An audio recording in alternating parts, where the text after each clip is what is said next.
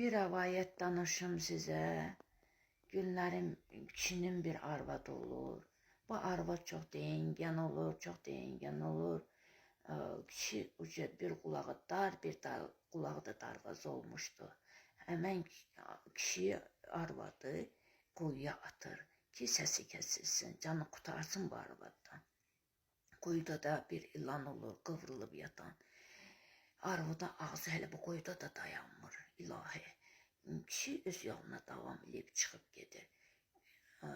Günlərin bir günü kişiyə xəbər çatır ki, yaxan qızın boğazına ilan sarınıb.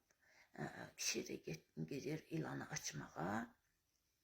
Gidib görür ki, həmən quyudan çıxartdığı ilandır. Bir dizinə vurur, bir başına vurur, bir dizinə vurur, bir başına başlayır ev ortasında qışqırmağa. Amanın günüdür, qəmzə gəlir.